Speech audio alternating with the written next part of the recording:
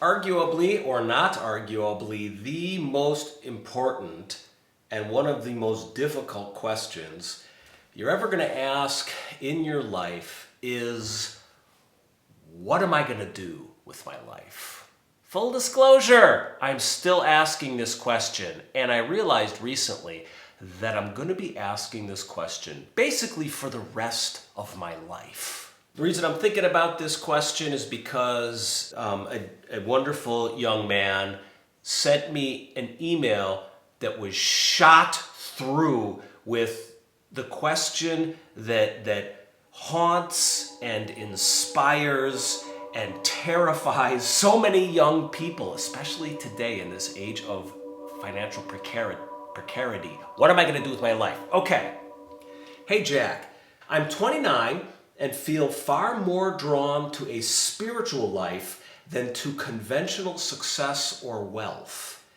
I struggle to stay in jobs that feel out of alignment with where my head and heart are.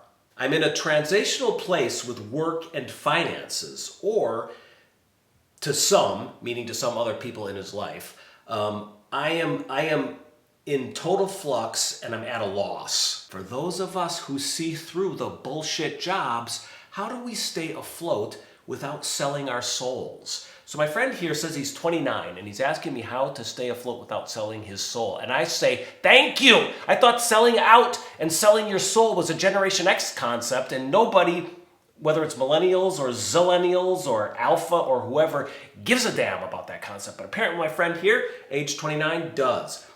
He says, if this feels like good video fodder, I imagine a lot of people would chime in with their own perspective in the comments. You've been invited, friends, chime in. So, no pressure to reply, totally get it if you'd rather not. Either way, thanks for your time. I remember I was like in my late 20s, and I was temping because I had quit my Hollywood job. I had this whole Hollywood career laid out in front of me. I worked for this filmmaker whose name I shall not mention. And he said, hey, you want to be my assistant, my writing assistant? And this is how you got in Hollywood. I would have been his writing assistant, and then I would get credits on films and TV, and then I would start doing my own stuff. And I saw this whole career laid out in front of me. And I thought, I don't want to bend my mind, my heart to Hollywood's values. They don't have spiritual values. They're not going to let me say what I want to say. I'm going to have some plucky young hero who learns that he should be himself in the face of a conformist society, which is like the only value Hollywood has anymore, other than respect difference and all people are equal and be kind to your neighbor. I mean, these are not deep, interesting values that I want to explore. They're truisms. And I remember looking at this guy, his long hair, his big nose, and these piercing blue eyes. And he was a very kind man. And he was offering me an opportunity, and I had to say no. And I went off on my own, and I've been on my own ever since. And after I quit working for him, I had to do these temp gigs in offices around Los Angeles. And man, it was just one day after another was a dark night of the soul. Like, it could be 10 o'clock in the morning or 10 p.m. in the evening, and it was a dark night of the soul for me. I had come to Hollywood hoping to make like cool films informed by philosophy and spirituality, and I was unable to write those films. I just made crap. I did like Ingmar Bergman meets John Hughes meets 1990s American Pie sex comedies, and they failed on all three levels. They failed to be sex comedies, they failed to be intelligent films, they failed to be spiritual explorations, and I was washed up and wiped out, and I went to work for offices in Los Angeles, and I wound up at Latham and Watkins law firm. I had an interesting moment at this law firm.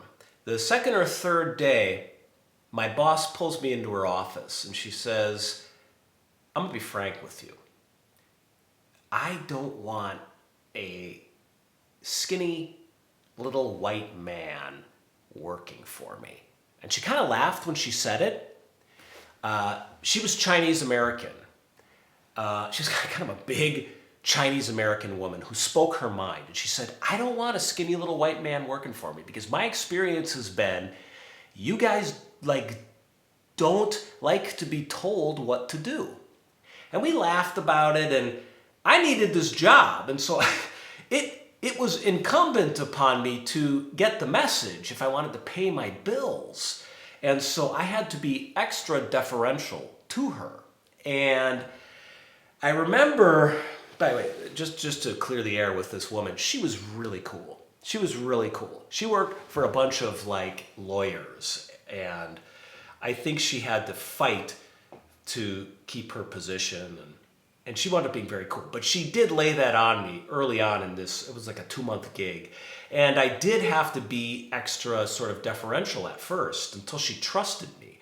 And I remember coming out of her office after that and looking at this rows of windows at this, I don't know, we're on the whatever floor of this building in downtown Los Angeles, just seeing all these skyscrapers and seeing the beautiful mid-morning sun reflecting off the windows.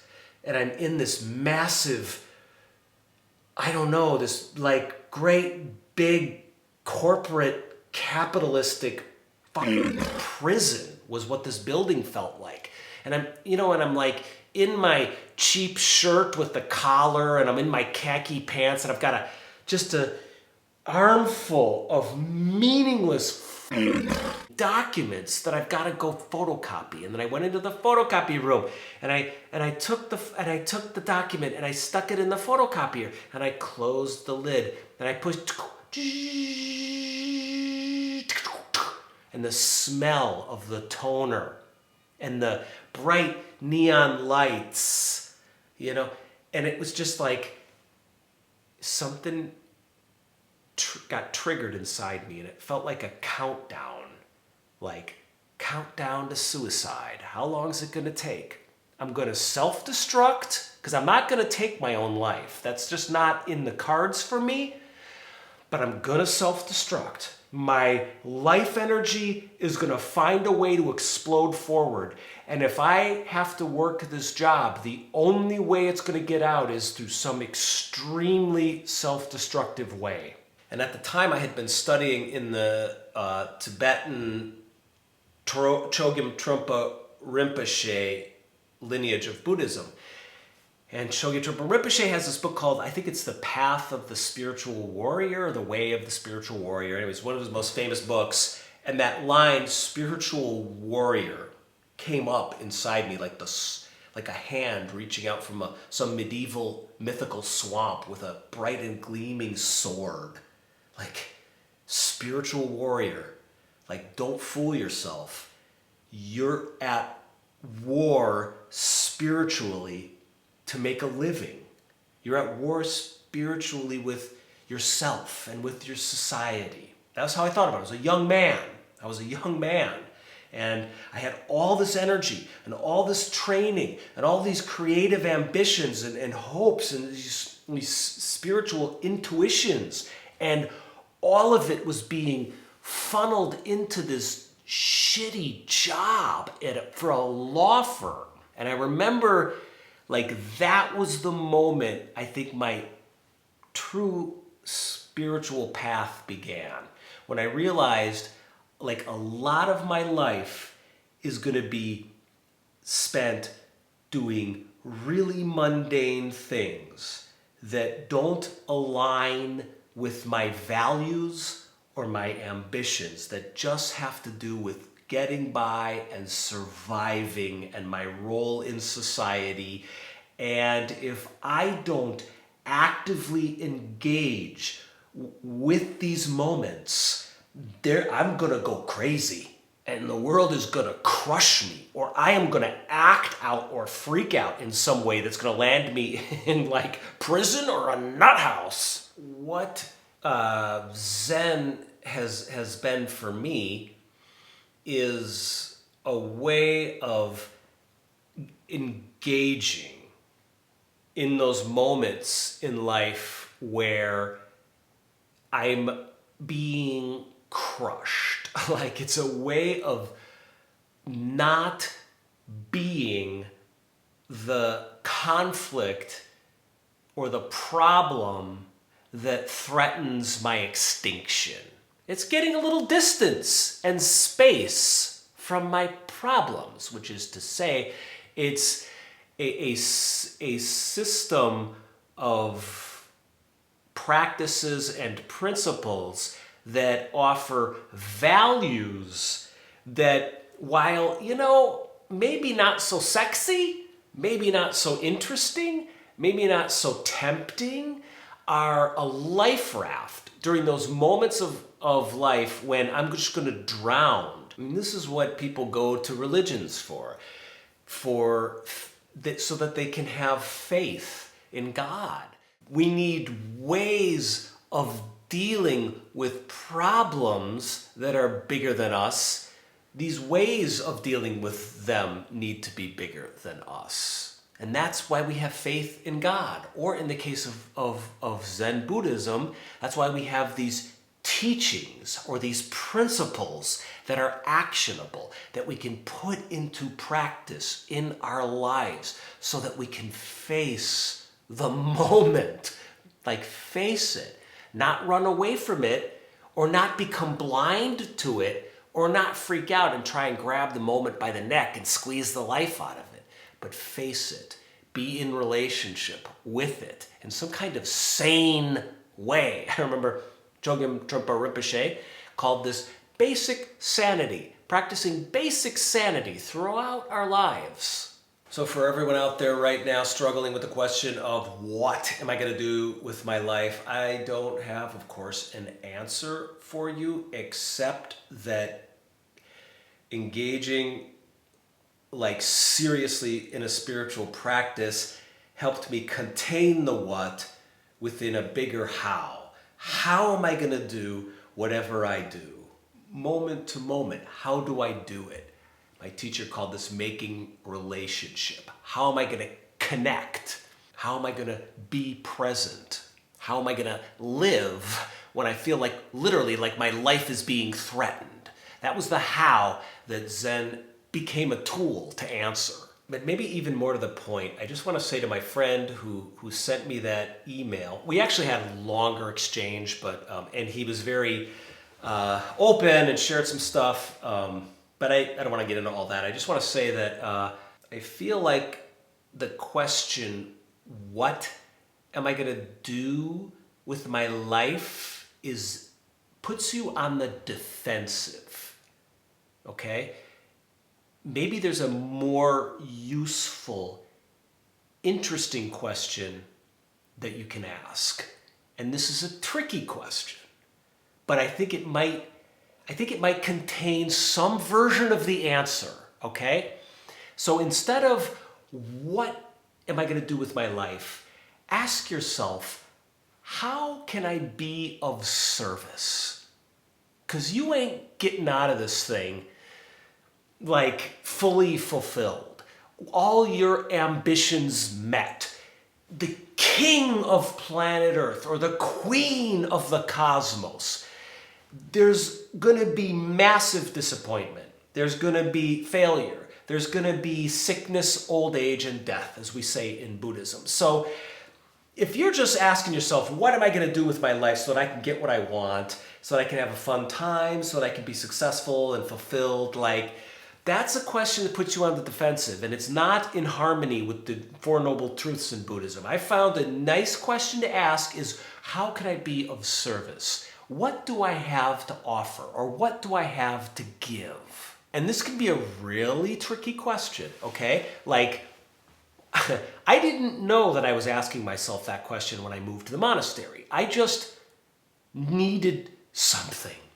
And it felt to me like a very selfish choice to move to the monastery, but it was something I had to do. I had to pull out of society, pull out of Los Angeles, Hollywood, all my, fantasies about being a filmmaker. I had to pull out of all of that, pull away from my family, pull out of spending Christmas with them, and spend some time on the cushion. And you know what happened on that cushion? I got pulled off, because I had to go into the kitchen and I had to suddenly cook for other people that were sitting on the cushion. And then I got pulled out of the kitchen and I had to go into the office and I had to manage the Zendo, manage the kitchen, manage the students coming up from Claremont and coming up from the airport that wanted to study Zen. I had to manage my teacher's health. I had to pay the bills. I had to manage this whole monastery. And it was the most difficult, energy consuming, and meaningful work I've ever done in my life. And it was pure service. Every day when I woke up, I had to put out a fire, I had to hold someone's hands, I had to wipe someone's butt, literally sometimes. I had to pick someone up from the airport. I had to get someone in line and give a hug to someone else who was falling apart. I had to become a person I didn't even necessarily like. I had to become a manager. I was a manager at like a crazy Walmart. Like that's what it was like being Shika, head monk at this place. Never, and I mean, sometimes, I remember like working in our compost toilets, which long story, but basically we shit in a box, like 800 shits in a box. And then you had to shovel in wood chips, and I had to wear a hazmat suit with like a gas mask, and it was intense. And I remember early it was so cold and the shit was frozen, and I was working these wood chips in there, and I was just thinking, this is great. This is great. It's way beats sitting at that copy machine at Latham and Watkins. I would rather shovel shit at a monastery any day of the week than to serve the partners at this law firm. How can I be of service? Is there a way? Is there a way? And we can ask this like within the jobs that we have right now, moment to moment to moment. It can help overcome some of the ennui or the angst that we might have in a particular job. And if we're in between jobs or we're at the start of that whole journey through careers and callings and jobs and gigs, it's an interesting object for contemplation. How can I be of service? And brother and sister, do not softball this question. This is a really, really serious, deep question. It is a giant.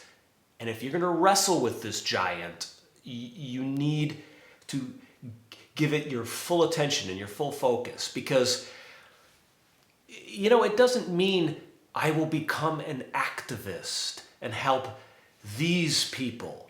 That just may be your ego trying to make you important and trying to hitch you to some idea of importance. And that can be a road of suffering and failure and leave you bitter and angry, okay? So, like I said, I didn't know that when I left for the monastery, that I thought that was kind of a selfish thing. I thought it was kind of like scratching my meaning of life itch by saying sayonara society.